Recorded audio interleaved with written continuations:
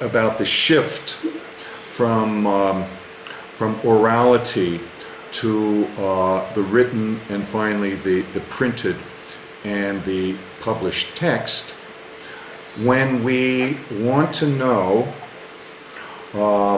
about a religion. With Christianity, we have the text. We attribute this same quality to the religions that we are going to study and represent. So, how are we going to know all the intricacies and the workings of Hinduism, for example? Well, what we're going to do is we're going to collect all the written texts. In fact, that's about all we can do. So we collect all the written texts and we study the written texts, and we make certain conclusions based on the written texts. But the reality was that most of the people that practice what is being now described as Hinduism weren't familiar with any of those texts, and in fact the texts are really the purview of an intellectual elite. That there's very few people that have ever had access to the texts, and there's further problems. Further problems such as context. You take a written and especially a published text. Especially a published text is edited. It gives an impression of a complete thought or a complete theory, of closure, of something that is organized. And this is not what is driving the religions or the thinking and the practices of all the people that we purport to be representing with this. The written text, the published text, is almost a non-issue for the vast majority, for the 99.9% of Indian culture. And yet, on the basis of this written and published text, we're making all of our conclusions and representations. I mean, look at how we in the West really talk about almost anything Hindu. We refer to texts. This is the mark of authority that we are not really thinking about. We are borrowing from the way that Christianity works. We don't question when we say, "Oh, but it says right here in the Bhagavad Gita." We don't question when we say, "Ah, but Patanjali's Yoga Sutra is such and such," or the Hatha Yoga Pradipika, or the Tantric texts, or etc., etc.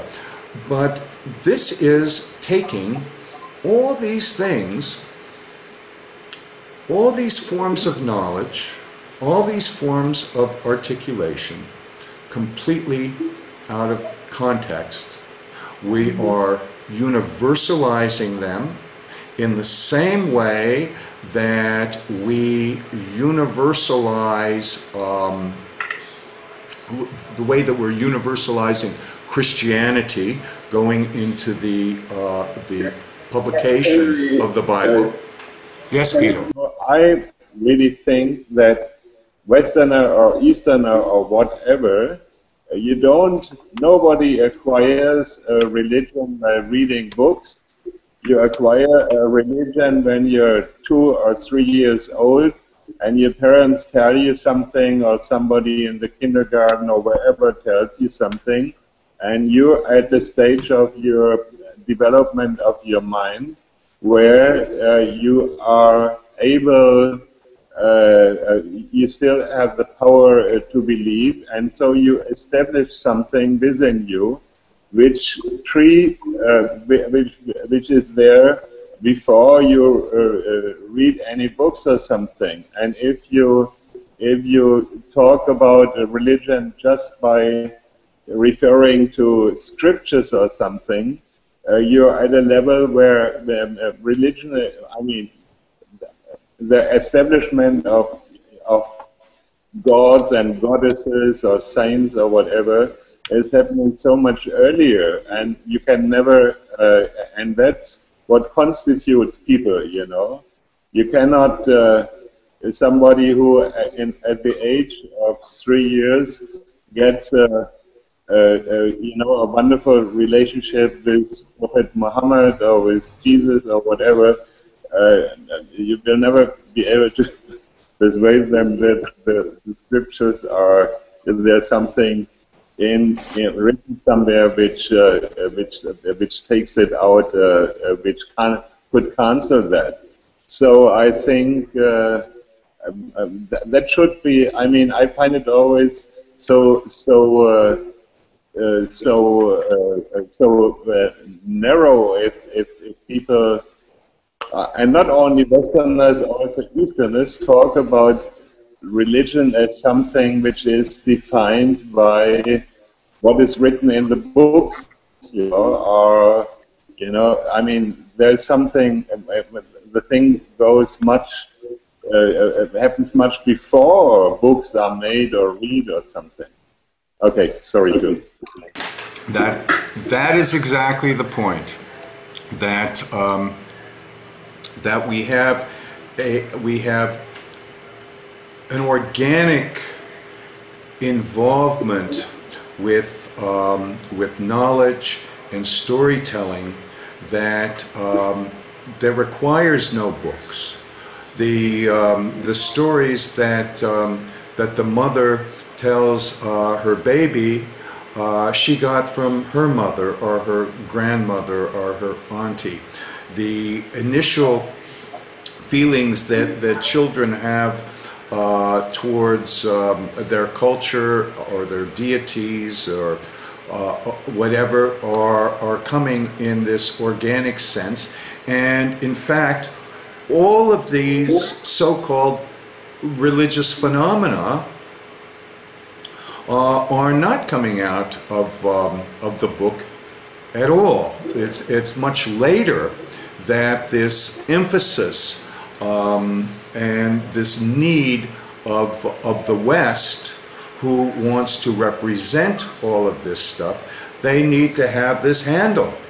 And the handle is that they define religion within the confines of the published text. Now, in India, it's even a more interesting situation, because as my Guruji explained to me 45 years ago, when I was very interested in finding ancient texts, I thought that that was where it was at, to find these ancient texts that would reveal all these secrets. And he would say, well, how many do you want? Because when the British made their intentions known that they were looking for ancient texts started arriving by the bullock cart load, by the truckload, because people have always been enterprising in India, and they just made forgeries. And in fact, it would be interesting to know how many of the texts in the great Western libraries, in the universities and so forth, are just out and out forgeries. So what is it, like they made it up entirely, or they took a copy of one and just kind of took out the good chapters? A combination of both. Some that are just out and out forgeries. I mean, for example, there was really an incredible one called the Ezor Vedam. That was a forgery, in this case, that was created by the Jesuits in Pondicherry. And this was a text that they created in Sanskrit to look like a Veda that was meant to denigrate Hinduism and promote Christianity. However, curiously enough, when this text reached Europe, Voltaire used this very same text to prove the decadence of Christianity and the superiority of Indian religions. So this idea of forgeries and fake texts and so forth in India has been going on now for at least 400 years. And starting in the beginning of the 19th century, it became a heyday of forged texts, so that by the end of the 19th century, you could basically order any text that you wanted. This is a much more serious problem than the Academy is willing to admit. But in any case, there finally are members of the Academy that are finally coming to grips with the what you might call the literary bias for knowledge, that what is not in a text is not really accepted as suitable evidence in the Academy when looking at Indian culture. It has to be substantiated by something that is printed or at least written. This is a pretty major issue. I mean, how do you study these things in the Academy? In fact, let me ask you this. How do you study anything in the West? You read. If you go to school and they say, go do your homework, that means go home and read, right? When you sit to take an exam, that means you write down on a piece of paper the stuff that you memorized from what you read. And so we just assume that this is basically the way that you get knowledge, is you read a book and you get knowledge. But this is an assumption. This is why I'm trying to highlight these things, so that we realize that yes, this is what's been happening, especially since Gutenberg, but more specifically, let's say in the last 200 years of major literacy, where the entire West has become literate. But this is not the way that it's ever been in the whole rest of the world. That literature was for an elite, for scholars, for academics. And many of the scholars and the academics didn't even have printed or written text, but had it all memorized. Because this is, by the way, this is the other side of literacy, is that people who don't know how to read and write have spectacular memories.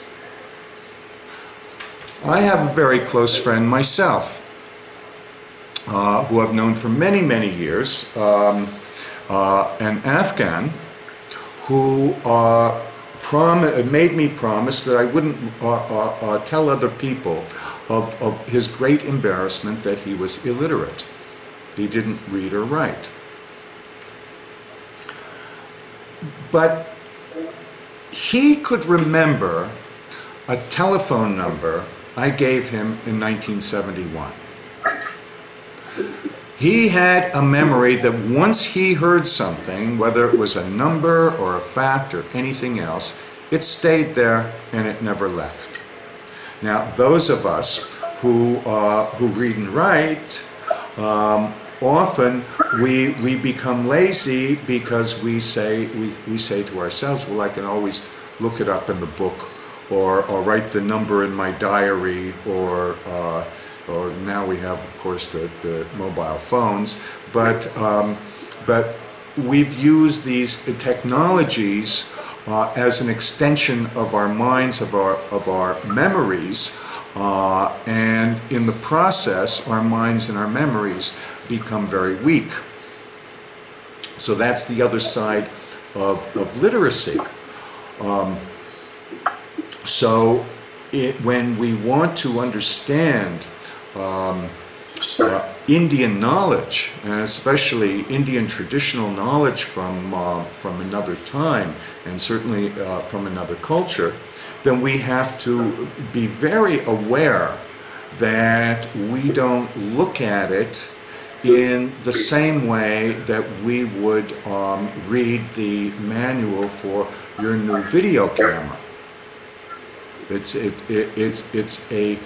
a very, very different process.